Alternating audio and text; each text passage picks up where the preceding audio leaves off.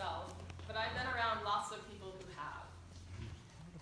From the moment that labor starts until the baby is breathing and then cleaned off and wrapped in swaddling clothes and handed over to the parents, it's usually one drama after another.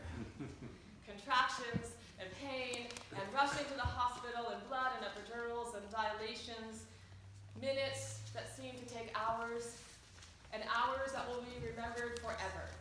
As in, I was in labor with you for 17 and a half hours. Sometimes there are moments when everyone holds their breath because there's still a danger that this will not result in a happy, healthy birth.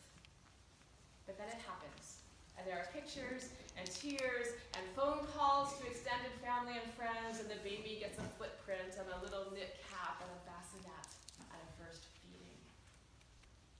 And then a few hours or the next morning later, when all the processing is done and all the neighbors and the grandparents have gone home, but before the baby and their parents leave the hospital, there is inevitably that quiet moment when they all look at each other and say, now what do we do?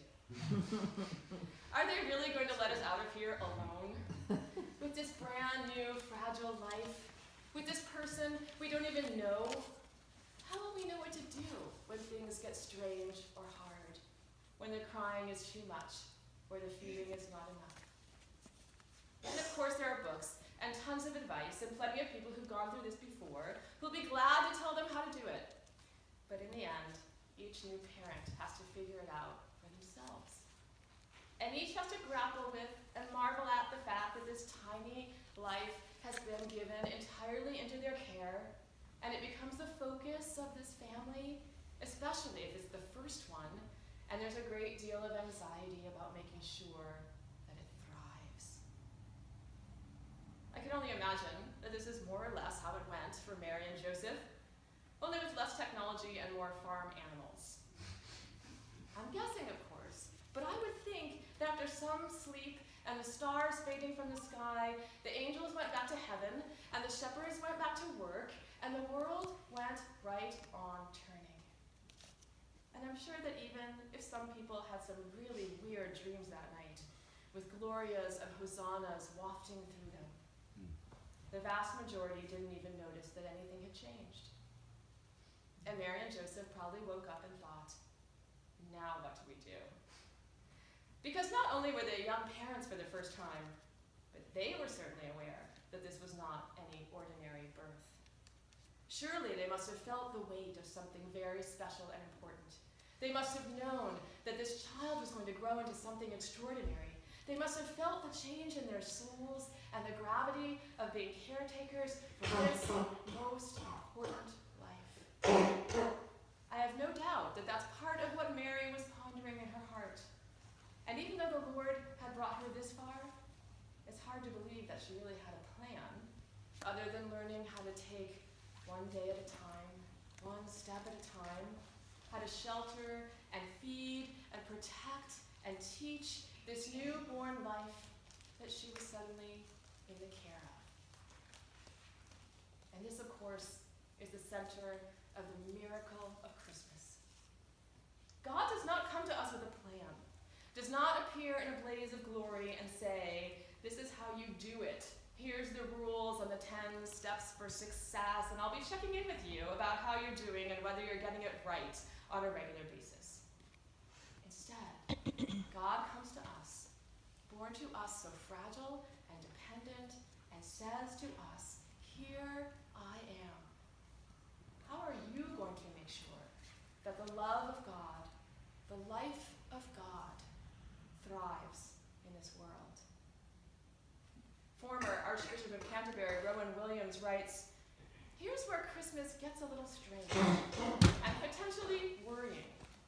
We're invited to the stable to see this child. This is how God works. This is how God is. The entire system of the universe is contained in this small bundle of shivering flesh.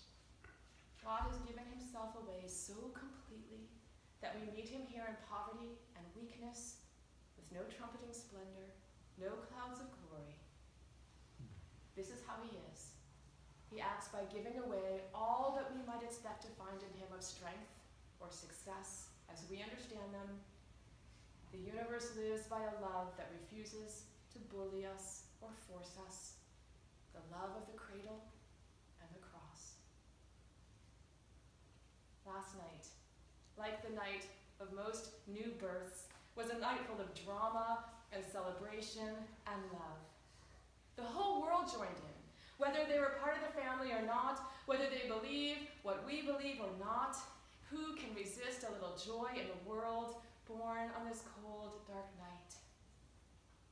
But our real Christmas gift is this. We get to go home with it. This morning, after opening presents, the rest of the world moves on. For all the ways in which our culture tries to rush this moment into being, rolling out the red and the green when Halloween is barely past, just try to find any mention of the birth of Christ after we're done with this service today. It's not their responsibility, the rest of the world's. They were there for the party, for the spectacle of the thing, maybe to wish us well. But we are the ones who have been waiting and preparing. We are the ones to whom God, with us, has finally arrived. As exciting as it is, we are the ones who now hold this precious, fragile life in our hands in this increasingly dark and frightening time. Unto us a child is born. And this morning, we wake into a world where once the gift-giving is done and everyone's had a really big dinner, we'll return to life as usual. All the same problems and worries will remain. For us, today is the realization that this new birth, this small but momentous change, with it we will have to ask ourselves, what do we do now? How are we prepared to nurture and love this tiny life born to us, born for us, especially in a world that feels so very cold right now? Are we prepared to feed it every day, to attend to it when it gets boring and difficult? And where will we turn when things get confusing? As we well know, there's a whole Bible full of advice from those who have been where we are now. There are whole centuries of experience from those who have nurtured this very life before, just like any new caretakers anywhere. But we also know that so much of this task, like all daunting tasks before us, is done by just getting up each day, accepting this gift, this blessing, this calling, this responsibility that we have been given. Mary and Joseph learned this. All you parents learn it. We are invited to learn it too. Those of us who believe it is our ministry to help this newborn love grow into the world. There is no exact path laid out. That's part of the gift. But there is the weight and the wonder of the miracle and the joy of discovering how it will grow, what it will bring, the astonishment that it has been given to us of all people. What do we do now? Let's hope we do what's been done for centuries. We love and we forgive. We learn every day. Mostly, we believe. We believe in this baby, this incredible gift that has been given to us in the world as a sign of peace. We live in awe and astonishment that this is how God chooses to come to us in gentle vulnerability, and we accept the invitation to do the same. That no matter what anyone else knows or believes, we have the opportunity to learn and to grow and to sustain this love the very best way we know how, through our own wisdom and experience and sense of adventure. It's all right here, wrapped in swaddling clothes, lying in a manger.